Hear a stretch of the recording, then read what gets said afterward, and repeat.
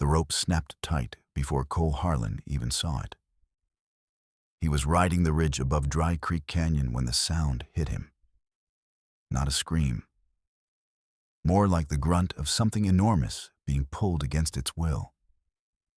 He pulled his horse, Pepper, to a stop. The dust below moved wrong. Too much of it. In the wrong direction. He dismounted without thinking. The canyon floor was 40 feet down, and the path was loose shale.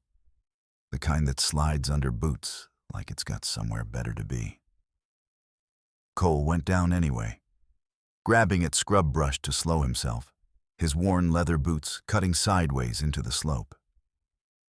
By the time he reached the bottom, his hands were bleeding from 2 places, and he didn't notice. What he saw stopped him cold. A man, if you could call something that size a man, was caught in a bear trap that had no business being that large. The iron jaws were clamped around his right ankle, and the chain ran back to a stake driven deep into the canyon rock. The man was Apache. Cole could see that plain. Tall as a standing horse, shoulders like a wagon beam, and a face that had been carved rather than born. He was on one knee pulling at the chain with both hands, and the chain wasn't moving. Cole had maybe 10 seconds to decide whether this was his problem. He decided in 2. He crossed the canyon floor at a run and dropped beside the trap without a word. The Apache man looked at him. He did not look afraid. He did not look grateful. He looked at Cole the way a hawk looks at something it hasn't decided about yet. "Hold still," Cole said. Omkar, not because he thought the man was panicking, because he needed to concentrate. The trap was a double-spring jaw model, old but well-made, the kind used by men who intended to catch something and keep it. Cole pulled his boot knife and jammed it into the release notch on the left spring. The metal groaned. His wrist shook with the pressure. He looked around fast, found a flat rock the size of his fist, and drove the knife handle down with it like a hammer. The spring released half an inch. Not enough. He switched sides, worked the right spring, felt the resistance push back up his arms into his shoulders. The Apache man had gone completely still, watching Cole with that same unreadable attention. Cole could hear his own breathing loud in the canyon walls. He could hear the chain tick against rock. One more strike on the knife handle, and the right spring gave. The jaws opened. The Apache man pulled his foot free. He sat back against the canyon wall and looked at his ankle, which was bad, swollen already, the skin broken in 2 places. But the bone held. Cole could see that from where he knelt. He'd seen enough broken bones to know the difference between what heals and what doesn't. Neither of them spoke for a moment. Then the Apache man said something in his own language, low and flat, and Cole didn't understand a word of it. He nodded anyway, because the tone said what the words didn't. "Cole Harlan," Cole said, and pressed his hand to his own chest. The Apache man looked at him. "Natan," he said. And then, slower, and in English that had the shape of someone who had learned it at the edge of necessity. "Son of Chief." Cole stood up. He looked back up at the canyon ridge, at the shale slope he'd have to climb again, and then at the man who could not currently walk. He didn't hesitate.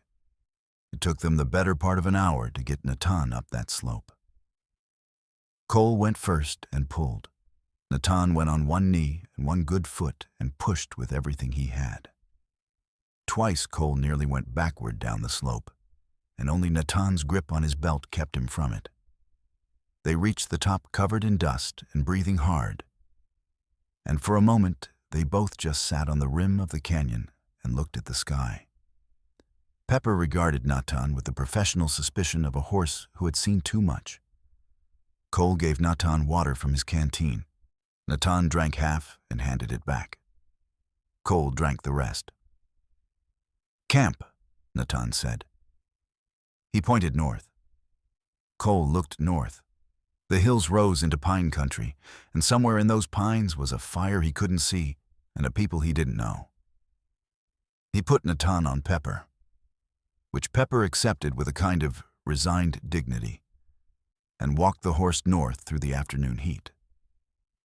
They didn't talk much. Natan's English was sparse but precise, the kind of speech that wastes nothing. Cole asked once how long he'd been in the trap. Natan held up 3 fingers. 3 days. Cole thought about that and said nothing more. The Apache camp appeared between 2 pine ridges as the sun dropped behind the hills. It was larger than Cole expected. 40, maybe 50 people. Fires going, children running between the lodges, into dogs that announced Cole's arrival with serious professional commitment. The people stopped and looked. Cole kept his hands visible and his pace slow. He understood without being told that this was one of those moments where the difference between the right thing and the wrong thing was about 12 inches and a heartbeat. Natan spoke from atop Pepper, and whatever he said carried weight, because the watching faces shifted, not warm, not welcoming, but something that was not hostility, which was enough. A man stepped forward from the center of the camp. Old, but not frail. The kind of old that had been tested and had not broken. He wore no dramatic display of authority, just the settled certainty of someone who had not needed to announce himself in a long time. He looked at Natan. He looked at Cole. He looked at Natan's ankle. He said one word. Natan answered at length. The old man listened without expression. Then he looked at Cole again, and this time the look was different. Measuring, weighing something. Cole stood in the fading light with dust on his hands and blood dried on his knuckles and a horse that was quietly judging everyone present. The old man spoke again. A woman appeared from somewhere behind him, young, moving fast, with a clay bowl and cloth, and went directly to Natan's ankle without being told twice. The old man held Cole's gaze and said, in careful English, "You will eat with us tonight." It was not an invitation. Cole tied Pepper to a pine branch and followed him into camp. He did not know, sitting down to that fire, that he had just walked into the most complicated situation of his 31 years. And he did not know that the old man was Chief Delgado, or that Natan was his only son, or that the trap had been set by men who wanted both of them dead. He ate, and the fire was warm, and the night was quiet. And he thought maybe it was going to be simple. It was not going to be simple. Cole woke before dawn to the sound of the camp already moving. He was used to that. The way working people start before the light, the way the world hums at the edges of sunrise before it commits to the day. But this was different. There was a focused energy to the movement, a direction to it, the way water finds a crack and runs. He sat up from his bedroll beside the banked fire and watched.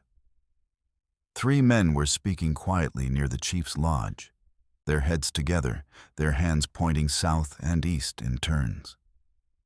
One of them was Natan, who was standing on both feet with a wrapped ankle, and the careful posture of someone pretending the pain is smaller than it is. Cole knew that posture. He'd worn it enough himself. He stood, rolled his bedroll, and waited. Chief Delgado came out of his lodge as the first pale light cracked over the eastern ridge. He looked rested in the way that men who have carried heavy things for a long time look rested, not loose, not soft, but stable, settled into the weight. He looked at Cole and walked toward him without preamble. "The men who set that trap," the chief said. His English was better than Cole had expected, measured and deliberate, each word placed like a stone in a wall. "They are from the Barker Holdings." Cole felt something go flat and careful in his chest. He knew that name. Most people in this part of the territory knew that name. Barker's men have been pushing north for 6 months, the chief continued. They want this valley. They want the water. Cole nodded. This was not a surprise. This was the story of every valley in the territory, told again with different names. They set the trap for Natan specifically.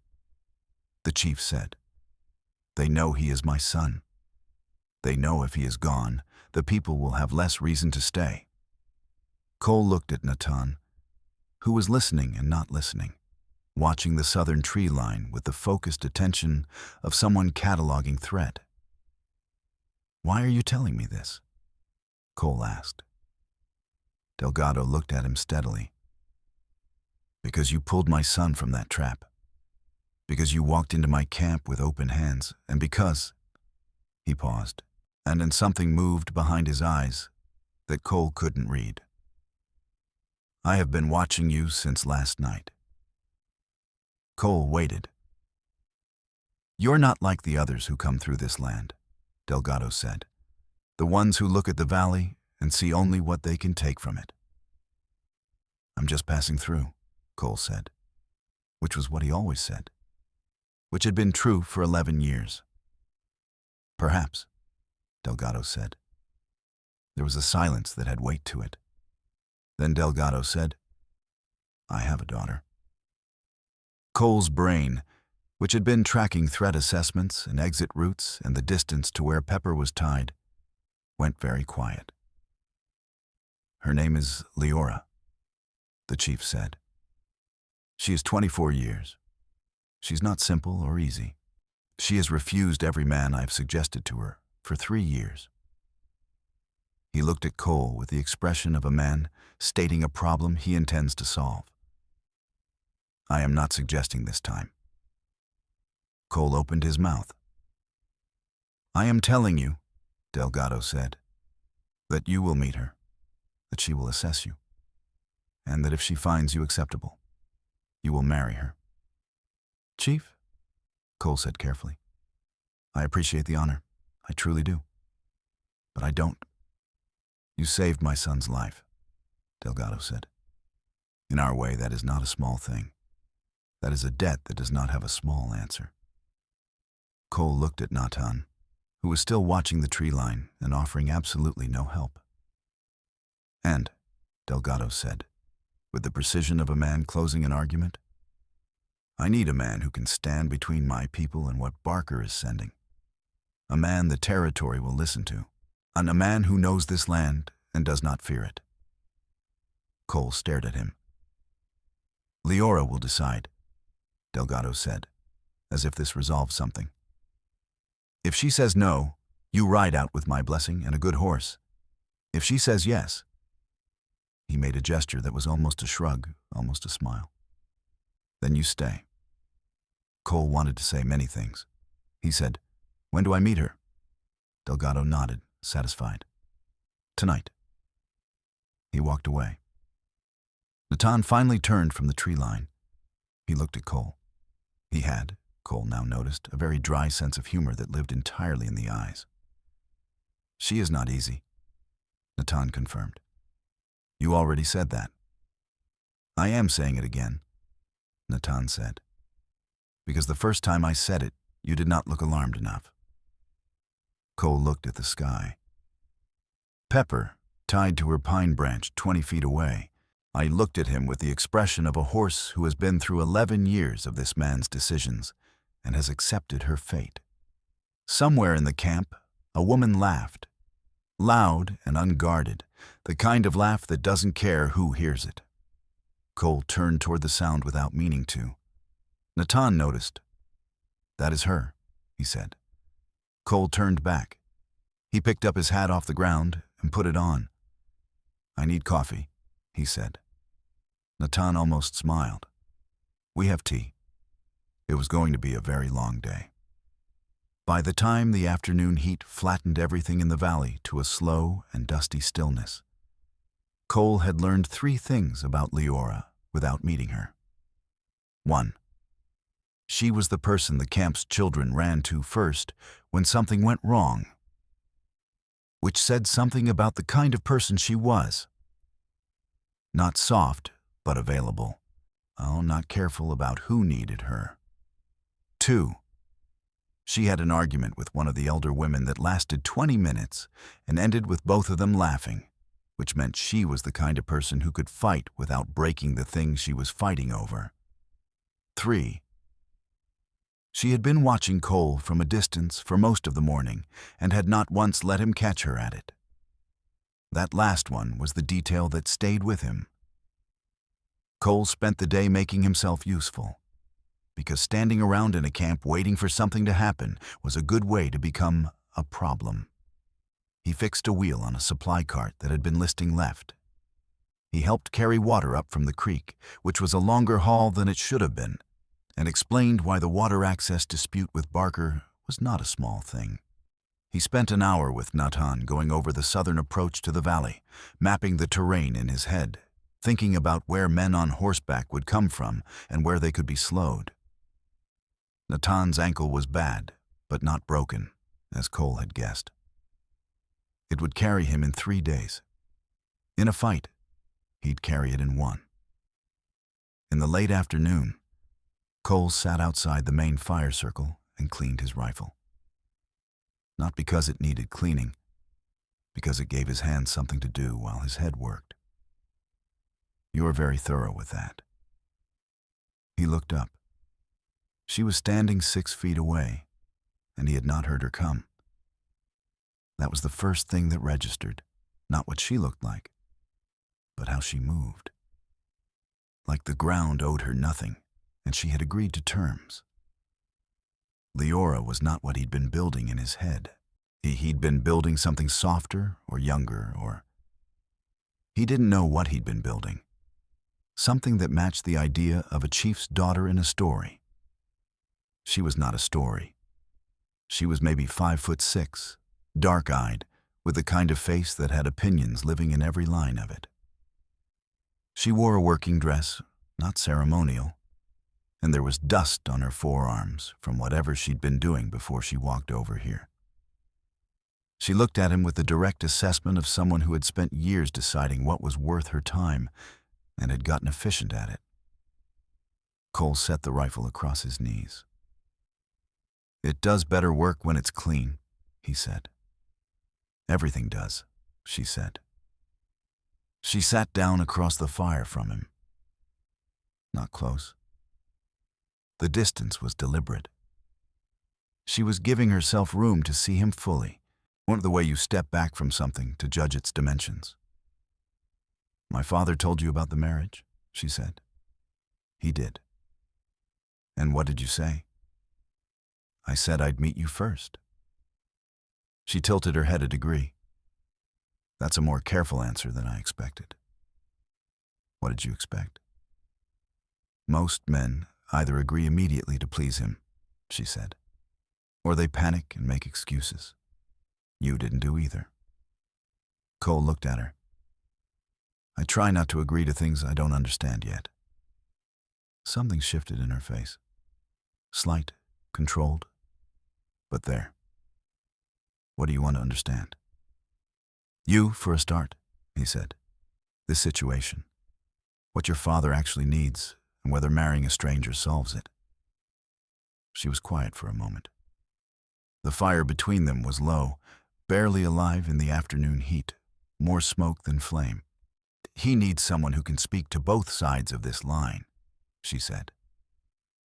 "Someone Barker's men can't dismiss as just Apache, and someone our people can trust isn't just another land grabber. You are a half measure. But right now, a half measure is more than we have." It was the most honest political assessment he'd heard in years, coming from someone who was theoretically the subject of the arrangement being discussed. "And what do you need?" he asked. She looked at him for a long moment. "Someone who asks that question," she said, "and means it." Cole looked at the fire. The sun was dropping. Somewhere in the pines to the west, a bird was working through its evening complaints. From across the camp came the sound of the children being called in for the night, and the dogs, and the low percussion of evening work winding down. "No, I'm not a man who stays places," he said. Not as an excuse, as a fact she should have. "I know," she said. "You've been leaving places for 11 years. He looked up. "You got that from one day?" "I got that from the way you looked at the valley this morning," she said. "Like you were already memorizing it, so you could carry it with you when you left." Cole had no answer for that, mostly because it was exactly right. "Barker will move on this valley within the month," she said. "I don't know if a marriage stops that. I don't know if you stop that. But doing nothing stops nothing." She stood, brushing dust from her dress with one clean, efficient motion. "Eat with us tonight. Talk to my father about what you know of Barker's operation. Then decide." She walked back toward the camp. No, Cole sat with the rifle across his knees and the low fire between him and where she'd been sitting, and thought about 11 years of leaving. He thought about it for a long time. Cole made his decision before sunrise. He didn't make it because of Leora, though she was in the decision the way weather is in a crop. Not the reason, but the condition.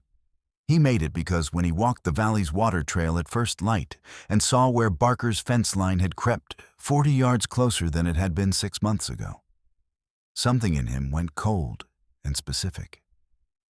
The kind of cold that isn't fear. The kind that has a plan attached to it. He found the chief at the fire. "Tell me what you know about Barker's operation," Cole said. "All of it. The men, the supply routes, and who he answers to in the territorial office." Delgado looked at him with that measuring expression. "And the other matter?" "One thing at a time," Cole said. "Let's make sure there's a valley to matter about first." Delgado almost smiled. He poured 2 cups of tea and began to talk. Barker's name was Clayton Barker. He ran cattle on 40,000 acres to the south and east, legitimate on paper and dirty underneath, the way most large operations in the territory were if you looked at the seams. He had 3 men who did his sharp work, a foreman named Dade, who Cole had heard of, and 2 others whose names Delgado gave him that Cole filed away carefully. He had a connection in the territorial land office, a bureaucrat named Finch, who processed paperwork slowly for people he didn't favor and fast for people who paid him to favor them. The trap on Natan had been meant as a message. You are not safe in your own valley. You have no reach, no recourse. Leave. It was the move of a man who believed he was operating without consequence. Cole had known men like that. The belief never lasted as long as they thought it would. "I need to ride to Red Rock," Cole said. Red Rock was the nearest town with a territorial office, 2 days south. There's a land attorney there, a man named Gus Farron. If Barker's claim has paper problems, and it usually does, Farron will find them. Delgado nodded slowly. "And while you are in Red Rock?" "While I'm in Red Rock," Cole said, "nothing happens here. No one confronts Barker's men. No one goes south of the creek. Itzhak, you hold your ground and you wait." "You are asking my people to be patient," Delgado said, with the tone of a man who has been asked to be patient by outside parties before and knows how that usually ends. "I'm asking your people to be smart," Cole said. "There's a difference." Natan appeared from behind the chief's lodge. His ankle was wrapped tight and he was walking on it, which told Cole everything about the man's pain threshold. "I will go with you," he said. Cole looked at him. "You'll slow me down." "You will get shot without me," Natan said simply. Cole thought about Dade and the 2 other names.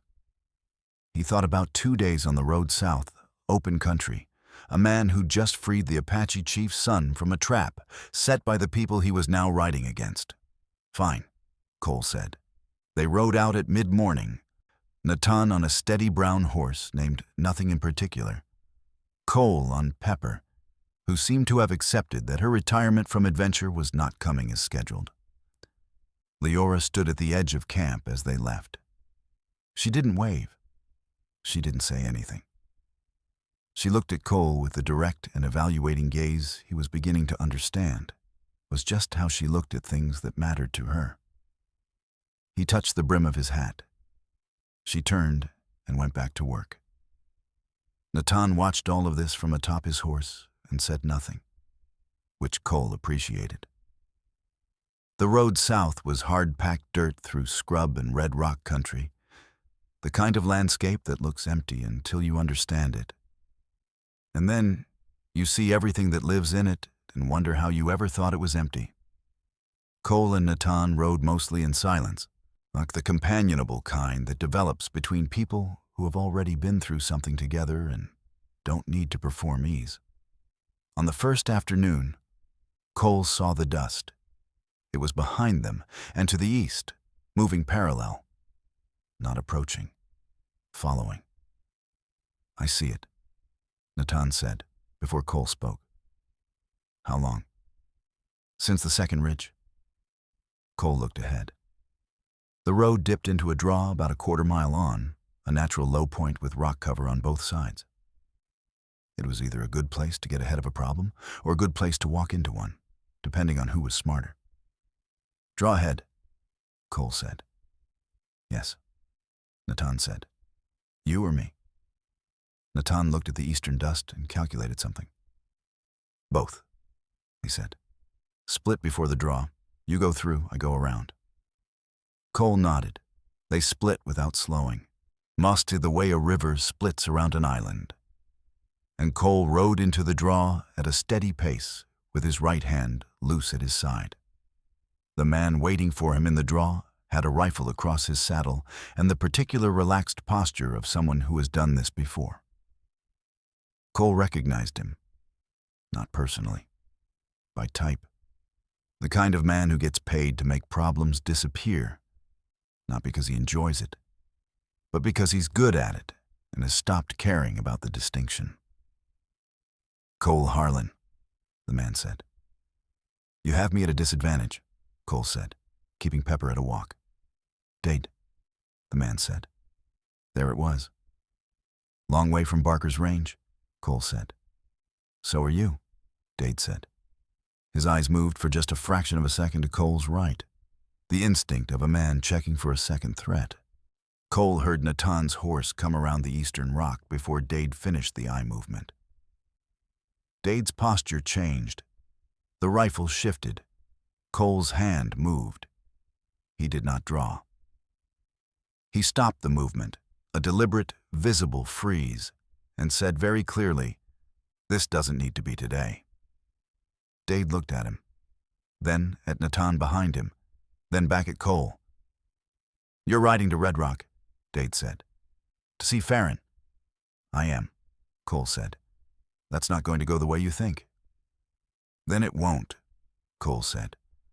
"But we'll find that out together. You following me to Red Rock isn't going to change what Farron finds in those land records. You know that." Something moved in Dade's eyes. The calculation of a man who has been given a job and is now doing the math on whether the job is worth the cost. "Barker won't let this go," Dade said. "I know," Cole said. "But Barker letting it go isn't the point anymore." Dade held his position for 5 more seconds. 10. Cole watched him and kept his hand still and waited. Then Dade turned his horse and rode back east without a word. Natan came up beside Cole. "That could have gone differently," Natan said. "It could have," Cole said. "But he didn't want Red Rock to be where it happened. Means Barker wants this handled quietly. Means Barker thinks he can still keep this quiet." "Can he?" "Not after tomorrow," Cole said. They rode into the draw and through it and came out the other side into the long red afternoon. And Red Rock was one more day ahead, and behind them the dust of Dade's retreat moved east toward Barker's range. Cole rode steady and thought about land records and a lawyer named Gus Farron and the look Leora had given him at the edge of camp. He thought about what she'd said. Doing nothing stops nothing. Pepper moved beneath him, patient and reliable, and the road unrolled south, and the sky above the territory was the deep, unbroken blue of a place that does not care about any individual human's plans. Cole pulled his hat down against it. He had work to do. Gus Farron's office in Red Rock smelled like old paper and pipe tobacco, which Cole found reassuring in the way that messy offices belonging to effective people are reassuring. Farron himself was a small man in his 60s, bald at the top with a ring of white hair that gave him the look of an interrupted monk. And then he had the focused energy of someone who had been solving other people's legal problems for 40 years and had genuinely never gotten tired of it. He looked at Cole and Natan without surprise. In Red Rock, a cowboy and an Apache man walking through the door together was not the most unusual thing that had happened this week. "Clayton Barker," Cole said. Farron looked at him over the top of spectacles that had been repaired twice with wire. "Sit down," he said. They sat. Farron pulled a ledger from a shelf, then another, then a rolled map that he spread across his desk with the efficient motion of a man who has unrolled that map many times. He traced a line with his finger that represented Barker's claimed southern boundary, then traced another line. Then he looked up. "You see this?" he said, pointing to a gap between the two lines. "Barker's deed claims to the ridge. The territorial survey from 1887 puts the ridge 2 miles north of where Barker says it is." Cole looked at the gap. It wasn't enormous, but 2 miles in this valley meant the entire water access.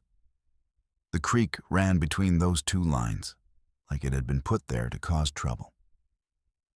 "Finch passed the deed," Cole said, "in the territorial office." "Finch passed a lot of things," Farron said, with the tone of a man who had been building a file on this for a while.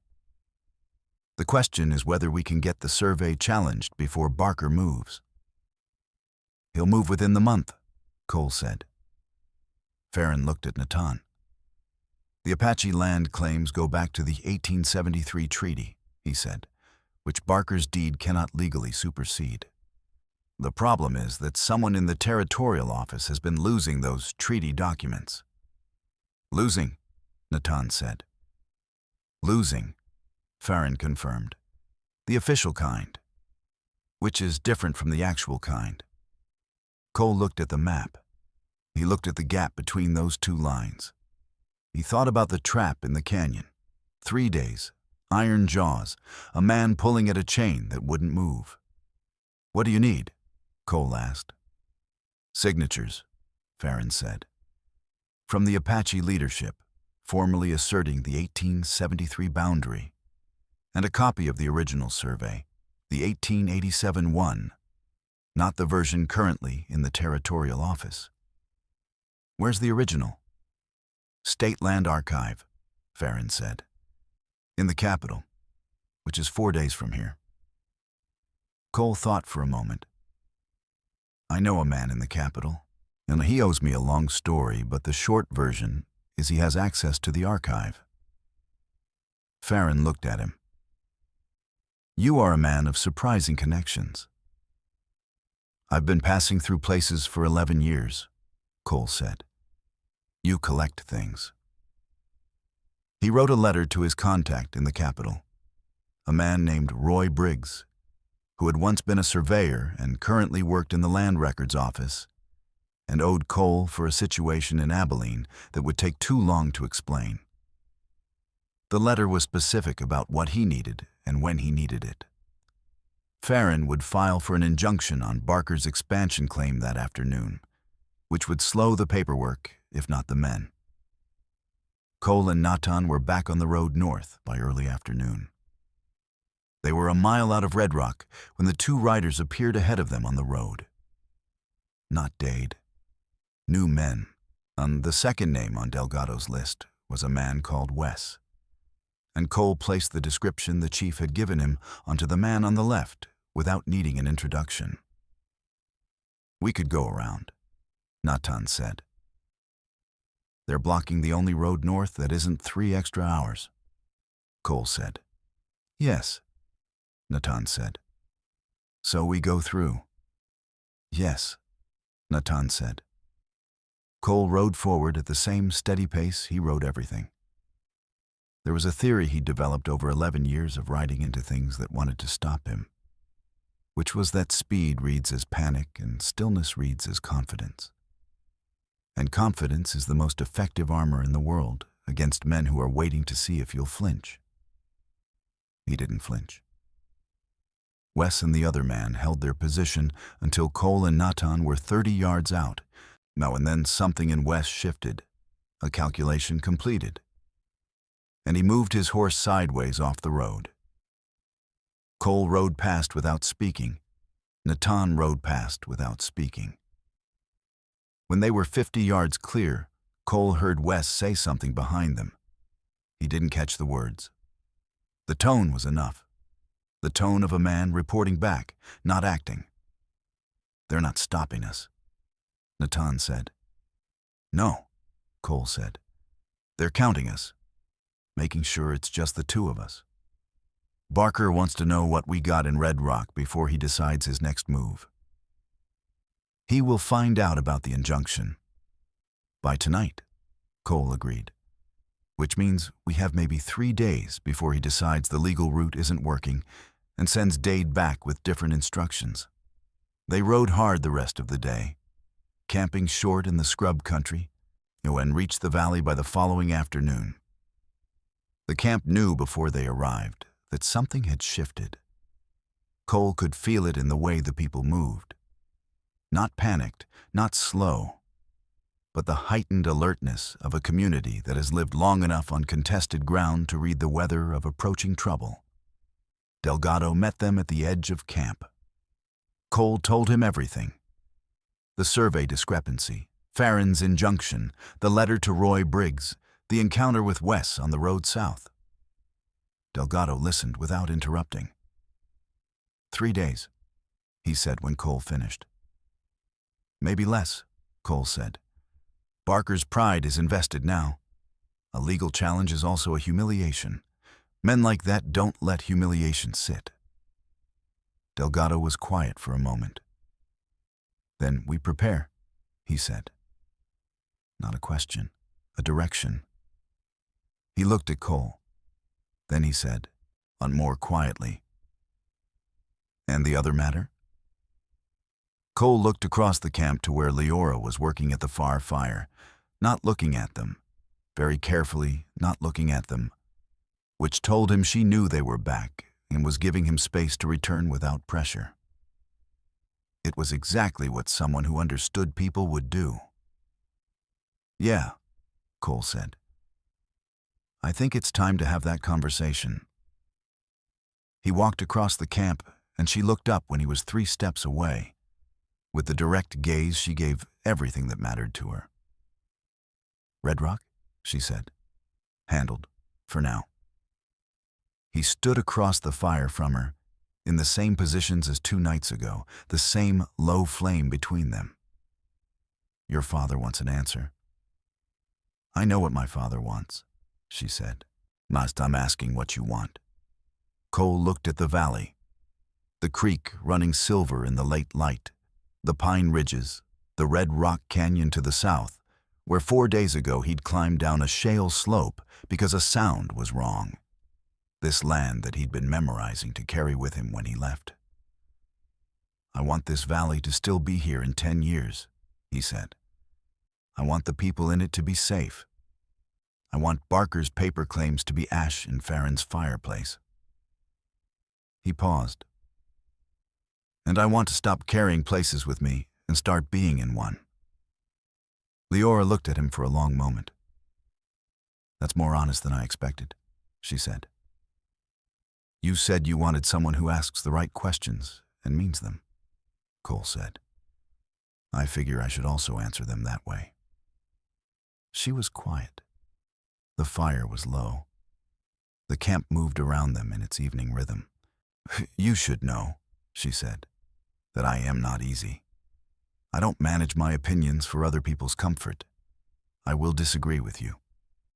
I will be right sometimes and wrong sometimes, and I will not pretend otherwise. I'd be concerned if you did, Cole said. She looked at him. And you should know that I am choosing this, she said. Not because my father told me to. Because you came back. Cole held her gaze. I wasn't going to leave things unfinished. No, she said. You weren't.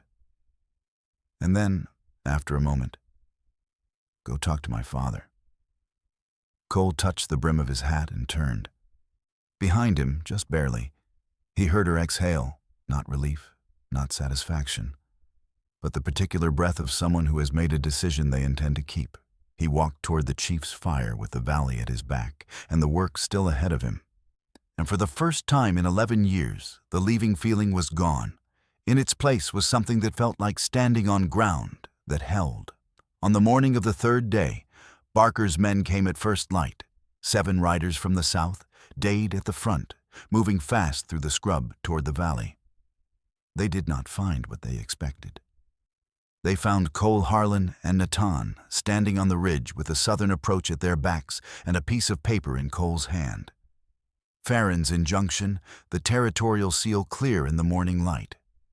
And behind them, visible on the slope, 12 Apache men who had been there since before dawn and had not made a sound.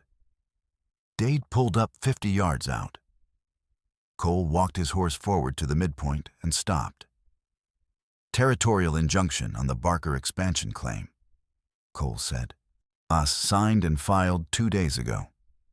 The original 1887 survey is being retrieved from the state archive. When it arrives, Barker's deed won't be worth the paper Finch got paid to approve it. Dade looked at the paper, looked at the ridge, looked at Natan. Barker won't accept this, he said. But there was something in his voice that wasn't quite conviction. Barker has 2 options, Cole said. He pulls back to his legitimate boundary and files a counterclaim through legal channels, which he will lose. Or he pushes forward and becomes the man who violated a territorial injunction and a federal treaty on the same morning, which ends careers. Dade was quiet. Finch is already being looked at, Cole said. This was a partial truth. Farron had said he was building a case, which was close enough.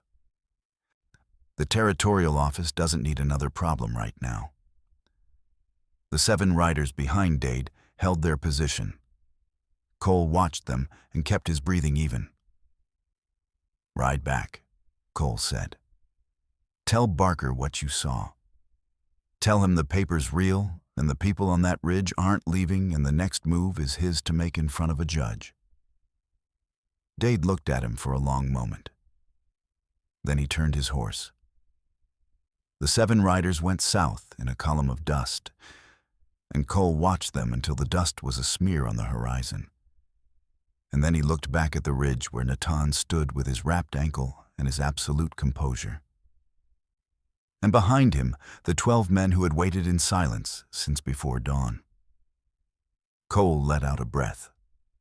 Natan came down from the ridge on his good side, careful and deliberate, and stood beside Cole's horse. He will come back, Natan said. He will, Cole agreed. But not today, and not the same way. The next fight is in a courtroom, not a canyon. Natan looked at the southern horizon. You are staying for this fight, he said. It was not a question. I'm staying, Cole said. Natan nodded once, the nod of a man who has made a calculation and found it acceptable. Good, he said. They rode back to camp together, and the valley opened around them as they came down from the ridge, the creek, the pines, the fire smoke rising from the morning cook. And Cole felt the shape of it in his chest. the particular weight of a place you have decided belongs to you and to which you belong. Chief Delgado was waiting at the camp entrance. He looked at Cole. He looked at the southern horizon where the dust had been. "It is done for today," Cole said. "The legal work takes time, but the ground holds." Delgado nodded. He looked at his son, and something passed between them that Cole didn't need to understand to recognize. The particular relief of a father who has watched his child ride toward danger and watched him come back. "Come," the chief said. "There is something to celebrate, and something to make official."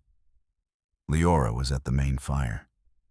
She looked up when Cole came through the camp, and the dry directness of her gaze had something warmer running underneath it now, something she wasn't hiding exactly, just hadn't named yet. Cole sat down across from her at the fire. "Well," she said. "They went south," he said. "And?" "And I'm staying." She looked at him across the low flame. The camp moved around them, and the morning sounds of a people going on with their lives, which was the best possible sound a place could make. "You said you were not a man who stays places," she said. "I wasn't," he said. She was quiet for a moment, turning something over. "You should know," she said, "that this valley has a way of making people want to stay. The light in the evening, the way the creek sounds at night. It is not a small thing." "No," Cole said. "It isn't." She reached across the fire and handed him a cup of tea, and when their hands were close, she didn't pull back quickly, and neither did he. "My father will make this formal tonight," she said. "The ceremony is not complicated, but it is real." "I know," Cole said. "And tomorrow," she said, "we start the actual work. The legal claims, the water rights, us the border with Barker." She looked at him steadily. "It will take years." "I know," Cole said again. She studied him. "You are not afraid of that." "I've been moving for 11 years, he said. "I know how to do hard work. I just wasn't doing it in one place." The morning light came full over the eastern ridge and fell across the valley, warm and without apology, the way light does in places that have been waiting for the right day. Cole held the cup of tea and looked at the fire and felt the ground hold under him. 11 years of leaving. And now this. The valley. The work. The woman across the fire who was not easy and had never claimed to be. The chief's voice rose across the camp, calling the people together. Cole stood. He put on his hat. Pepper, tied nearby, he looked at him with the resigned dignity of a horse who has seen 11 years of this man's decisions and has accepted, finally, that the wandering was done. Cole walked toward the gathering fire. He did not look back at the road south. There was nothing behind him that needed watching anymore.